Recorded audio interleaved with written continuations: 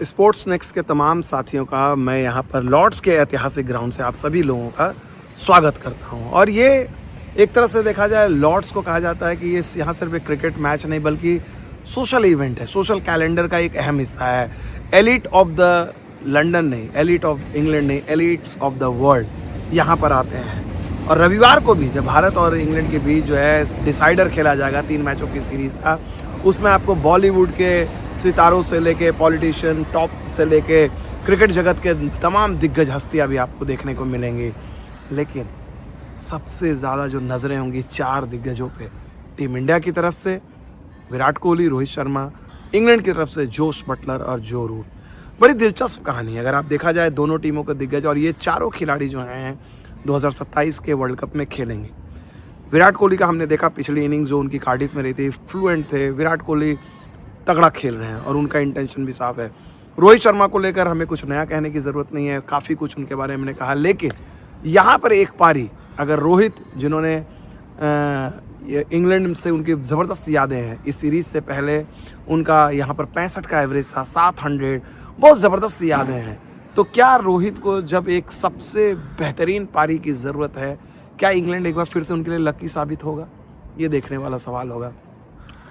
रोहित की तरह अगर देखा जाए जोश बटलर को लेकर भी बहुत ज़्यादा चर्चा हो रही है। पिछले 2023 वर्ल्ड कप के बाद से जोश बटलर का फॉर्म बहुत निराशाजनक रहा है और वह T20 में भी यही हाल था। हालांकि T20 में आखिरी T20 में उन्होंने शतक बनाया, सारे लोगों को चुप कर दिया। लेकिन क्या वनडे क्रिकेट में भी वो ऐसा कर सकते हैं? उन्हें प्रेरणा लेने के लिए ज़्यादा दूर जाने की ज़रूरत नहीं है। जो रूट है, और जो रूट ने दिखाया है कि उम्र के इस पड़ाव में भी आप अपने खेल में नए एस्पेक्ट जोड़ सकते हैं। तो ये बात रही। पिच की अगर बात करें तो लॉर्ड्स की पिच जो है आपको फ्रेश पिच नहीं मिलेगी। तेज़ गेंदबाजों को जैसे हमने देखा कार्डिफ और मैनचेस्टर में, वैसी मदद देखने को मिलेगी। यहाँ पर जो पिच जो है बल्लेबाजी के लिए उतनी सहज नहीं होगी स्ट्रोक प्लेयर्स के लिए, क्योंकि यूज पिच होती है। ये सीज़न जो है बीच में अब सीज़न चल रहा है, काफ़ी मैचेस यहाँ पर हो चुके हैं, तो यहाँ के पिच पे भी जो है बैट्समैन को एडजस्ट करने में थोड़ी सी समस्या होगी। और ये बात मॉर्ने मॉकल ने भी मानी थी।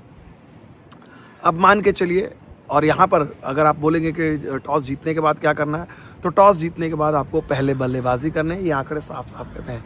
टीम इंडिया के लिए सिर्फ ये सीरीज डिसाइडर जीतना बेहद ज़रूरी है, क्योंकि ये यूके टूर आपको अगर थोड़ा सा भी कॉन्सोलेशन के साथ अंत करना है तो आपको जीत चाहिए। और वैसे भी 2002 के बाद से इंडियन टीम ने यहाँ पर कभी भी लॉर्ड्स में कोई वनडे नहीं जीता। 22 साल हो गए हैं।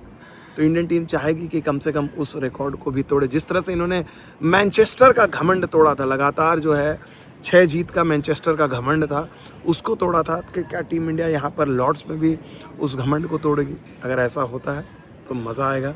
लेकिन टीम कॉम्बिनेशन में भी आपको बात करेंगे, टीम कॉम्बिनेशन में भी कुछ बदलाव होने की उम्मीद है।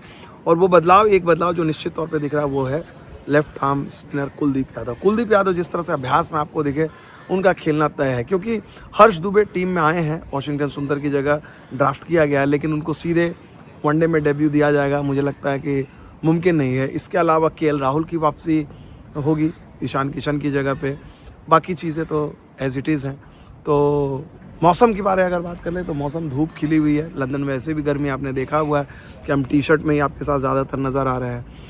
तो उम्मीद करते हैं एक दिलचस्प मुकाबले की। लेकिन आप लोगों की क्या उम्मीदें हैं? क्या रोको को एक यादगार विदाई यहाँ मिलेगी? रोको इसलिए बोल रहा हूँ क्योंकि इन दोनों का इंग्लैंड की ज़मीन पर ये जो है आखिरी मुकाबला है। ठीक है, तो आप लोगों की राय का इंतज़ार रहेगा। फिलहाल हमारे साथ इतना ही। बहुत बहुत शुक्रिया।